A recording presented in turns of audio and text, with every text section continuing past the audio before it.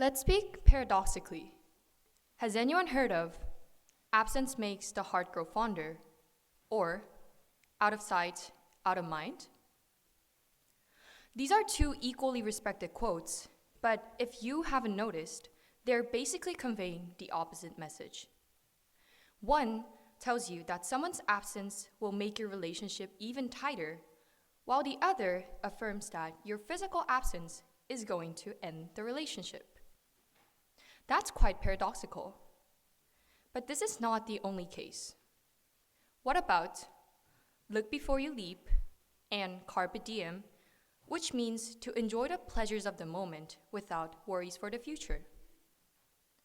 I can go so many more times with quotes like, too many cooks spoil the broth, and many hands make light work, but I think I've made my point clear.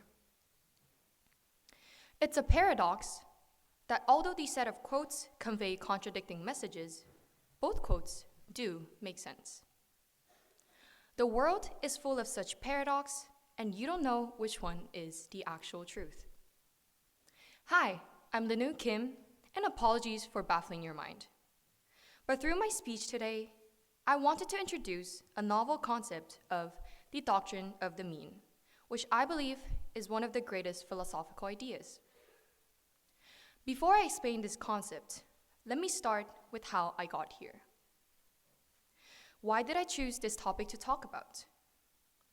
My initial idea was to speak about how everyone is somebody that someone else wants to be, and to suggest taking time to look at your past achievements and admire it while climbing up and working towards your goals.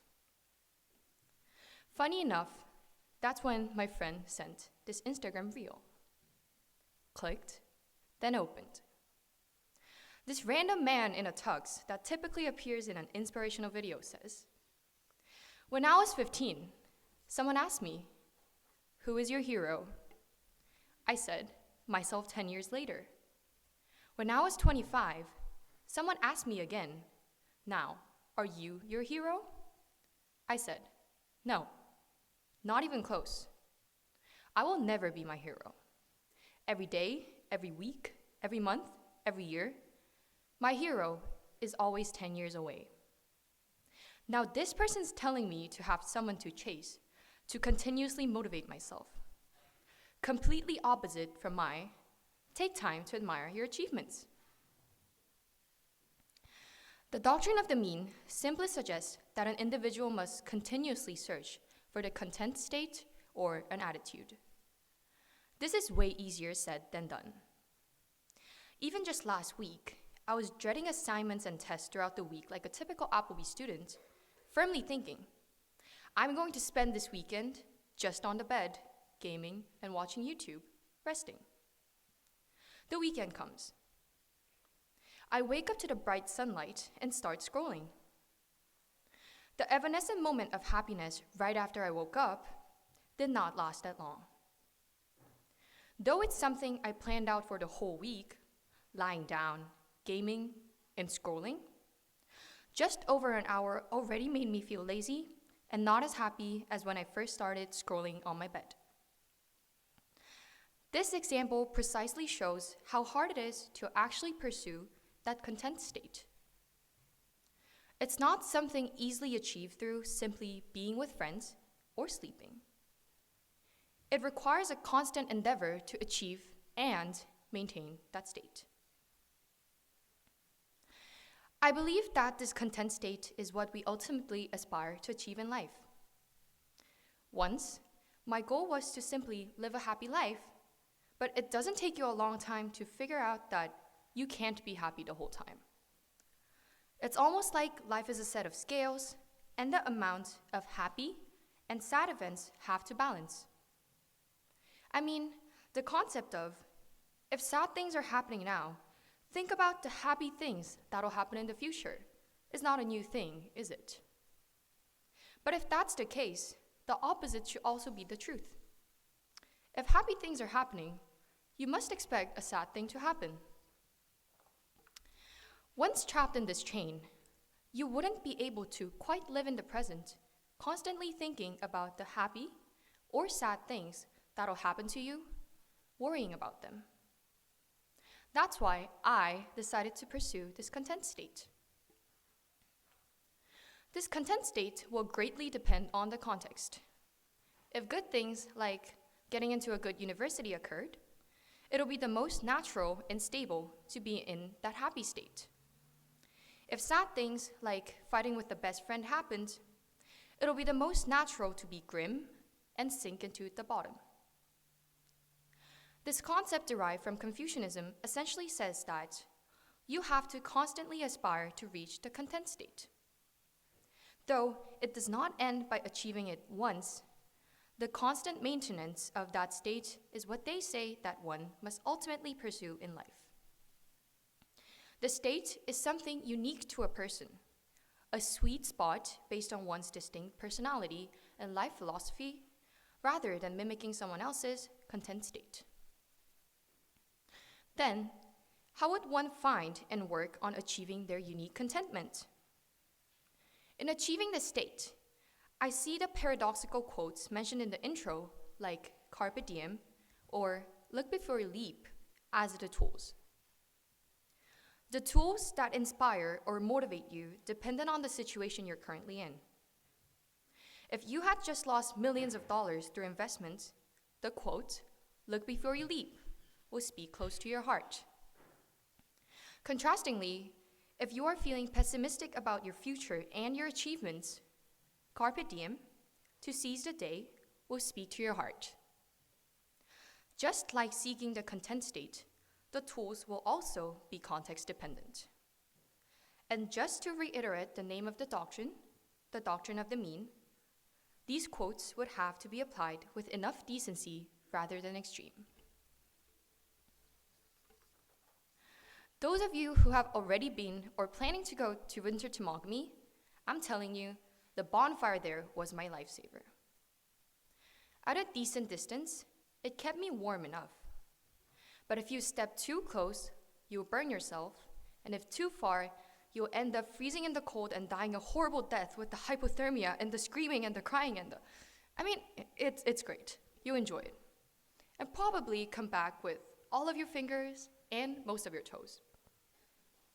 Or dear faculty in the room, I know that decent amount of coffee is what makes you survive the day. So, too less of it wouldn't help you push through the day, and too much of it will keep you up late at night. Aspire for the decency.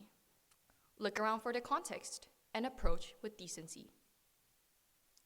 Treading in between the line is what we would often have to do in life.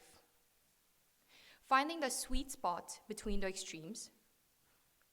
Let me give you my most recent example just last week from the DEIB day.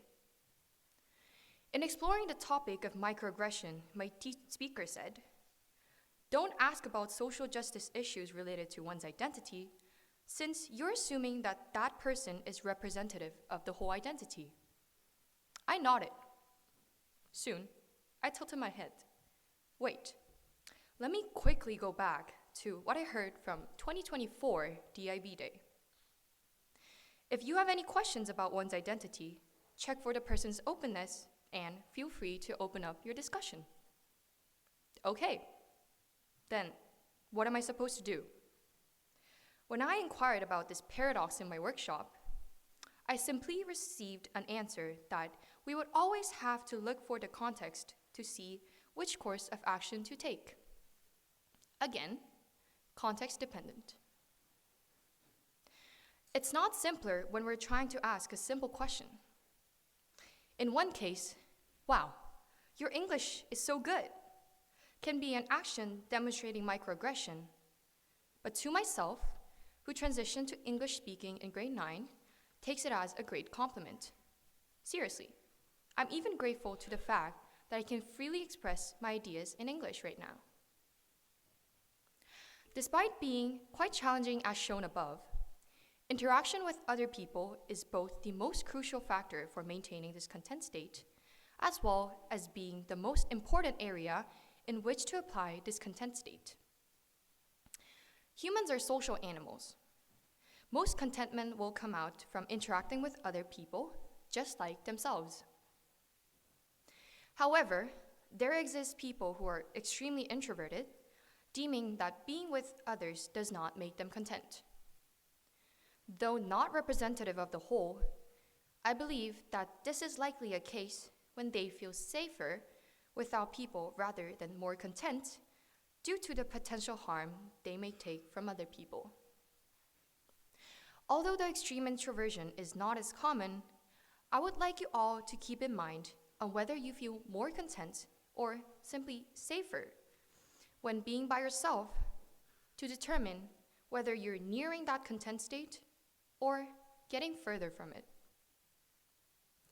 Contentment is subjective, but as much as it depends on personal experiences and values, it may easily be influenced by external factors, blurring out the true contentment that you're seeking for. Seeking the ideal content state and finding decency in different aspects of your life will be a constant endeavor. Frankly speaking, from my belief, there's not going to be such thing as the ultimate truth. Well, the irony is that this speech is also just one of the many stories that try to convey to you the philosophy that I learned through my own life. So, it may not be for everyone.